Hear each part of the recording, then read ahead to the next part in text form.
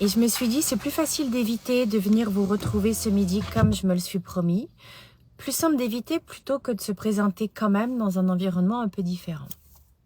Et ça me fait penser à quelque chose que je veux vous partager. Depuis lundi, je vous ai présenté des astuces, des mots concernant le stress, comment on l'appréhende, comment il nous fait du mal, comment on peut également décider de vivre avec, de lui réserver une petite place dans notre vie, de vérifier on se positionne où nous avec ce stress. Est-ce qu'on l'alimente? Est-ce qu'on est capable de prendre de la distance? Et puis aujourd'hui, mon sujet, c'est finalement de se dire à quel moment vous renforcez votre estime de vous, votre confiance en vous en faisant ce que vous annoncez, en vous commettant sur ce que vous avez dit que vous ferez. Autrement dit, si vous annoncez que vous allez vous remettre au sport, ben faites-le. Même s'il pleut, même si les choses sont pas tout à fait parfaites, faites-le. Parce que c'est à vous que vous faites du bien quand vous faites ça. C'est comme ça qu'on apprend à avoir confiance, à prendre du recul sur les éléments. Et c'est finalement toute une question d'intégrité. C'est quelque chose avec lequel je travaille beaucoup cette année. Quand je dis que je fais quelque chose, est-ce que je le fais pour vrai? Quand on ne me regarde pas, je suis quelle personne? Comment je décide de commencer par moi, de me faire confiance, puis de tout miser sur moi pour être la meilleure personne pour moi? Alors le sujet, c'est effectivement le stress, comment on va faire pour continuer à prendre soin de nous, prendre notre responsabilité là-dedans. Et c'est toujours cette même question, vous avez envie que les choses changent, il y a des choses qui vous insupportent, il y a des choses que vous voulez en moins dans votre vie, il y a des choses que vous voulez en plus. Qu'est-ce que vous faites dès à présent pour mettre ça en place? Même un tout petit pas, même quelque chose d'insignifiant a priori, simplement pour renforcer votre estime, votre confiance en vous et vous sentir capable d'aborder les choses avec votre force, avec votre potentiel.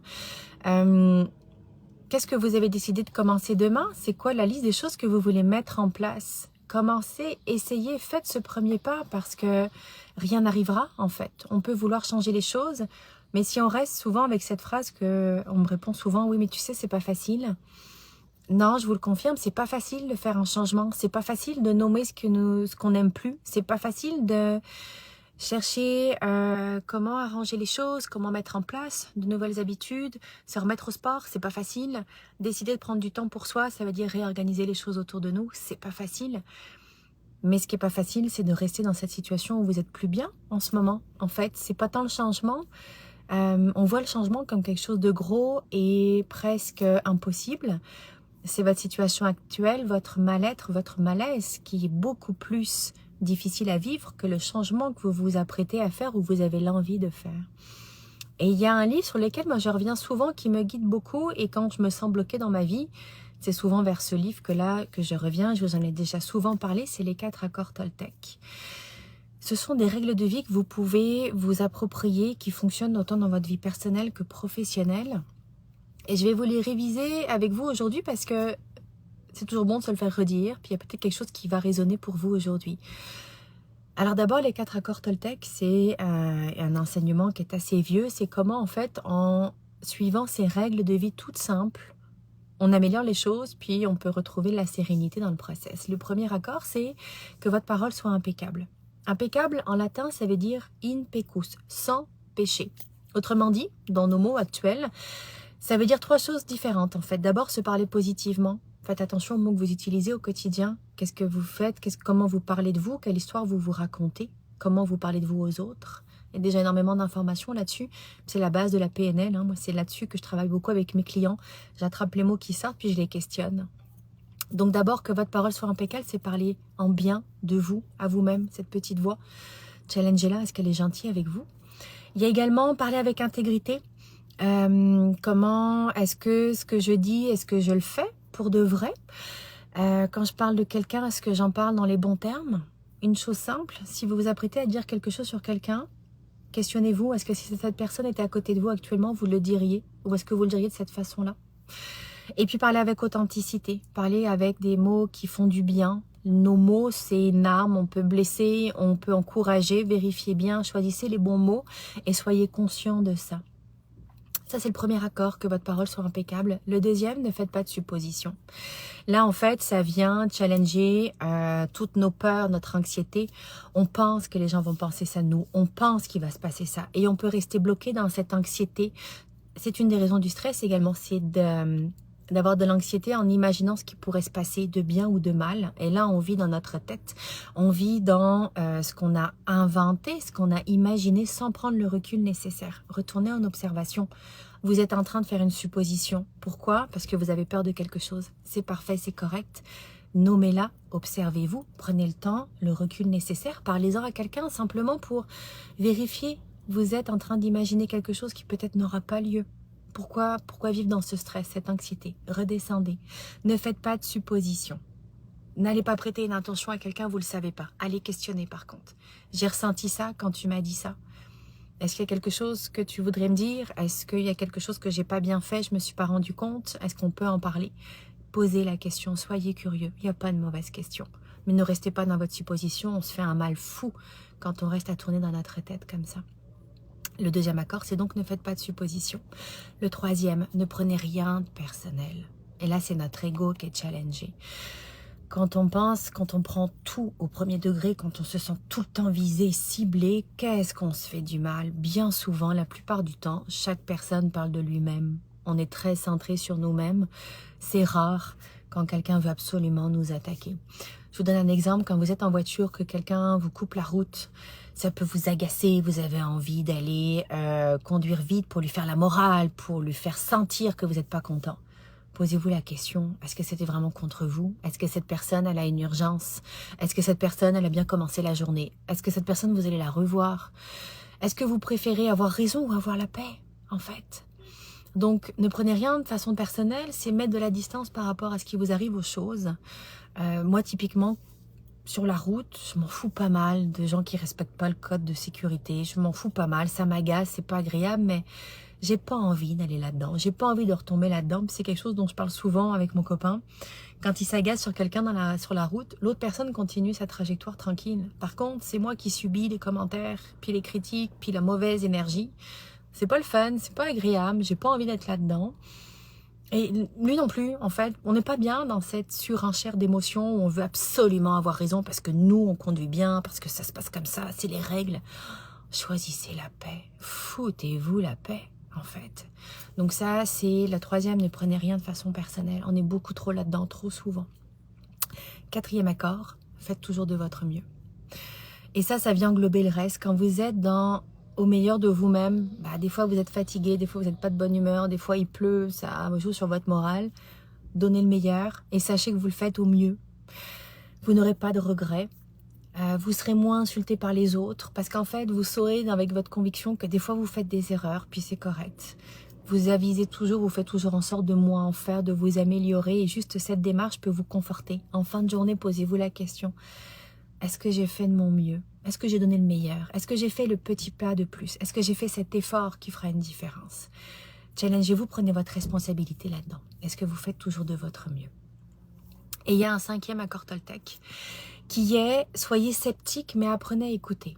Autrement dit, ayez toujours les oreilles ouvertes, soyez dans la découverte, dans la curiosité, allez apprendre de nouvelles choses, mais prenez toujours ce recul de questionner, de vérifier les propos, de vérifier si vous voulez en apprendre davantage, si vous les prenez tels quels, s'il y a des choses à apprendre de ça. Et ça vient finalement englober les autres accords. Soyez sceptique, mais apprenez à écouter, donc restez ouvert, observez autour de vous. Mais quand vous avez l'impression justement que vous êtes dans la supposition que quelqu'un a une mauvaise intention envers vous, soyez sceptique de vous-même, parce que vraiment, cette personne a voulu me faire du mal, ou en fait, elle est juste très occupée. Quand vous envoyez un message, vous voyez que quelqu'un a lu ce message mais ne vous répond pas. Vraiment? Est-ce que vous le prenez personnel? Est-ce que vous pensez vraiment que cette personne n'a pas voulu vous répondre?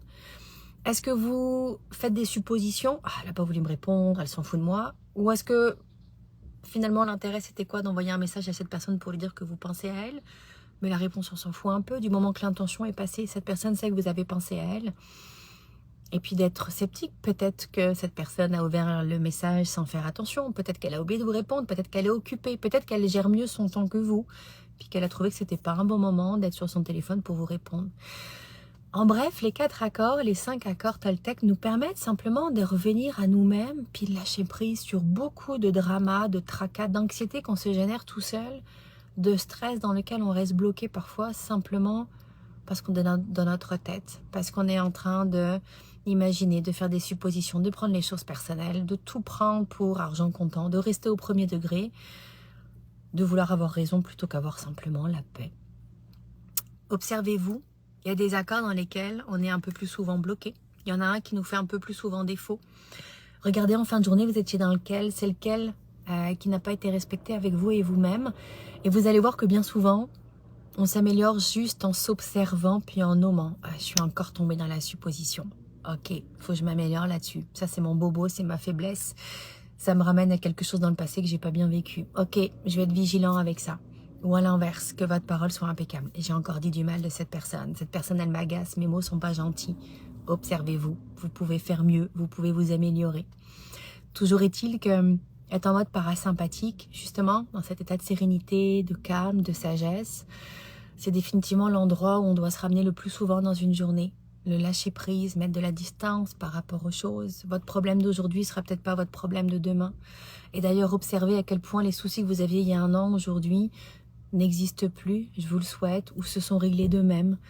Et parfois simplement de prendre ce recul, de ne pas vouloir tout gérer, de ne pas trouver la réponse à toutes les questions, nous permet d'avoir un peu plus de lâcher prise, de sérénité et de moins être bloqué dans cet état de stress. Alors être en mode parasympathique, finalement aujourd'hui la leçon du jour c'est quoi? C'est de réviser vos accords Toltec et puis de regarder lequel vous challenge, lequel il faudrait travailler un peu plus, ou de vous faire comme mission d'en travailler un particulièrement durant une semaine, au travail, dans votre vie personnelle. Je vous les rappelle avant de terminer. Les 5 accords, c'est quoi? Que votre parole soit impeccable. Choisissez bien vos mots. Ne faites pas de suppositions. Allez poser des questions plutôt. Ne prenez rien de façon personnelle. C'est rarement à propos de vous. C'est souvent à propos des autres. Faites toujours de votre mieux. Donnez votre meilleur, quoi qu'il arrive, dans votre capacité.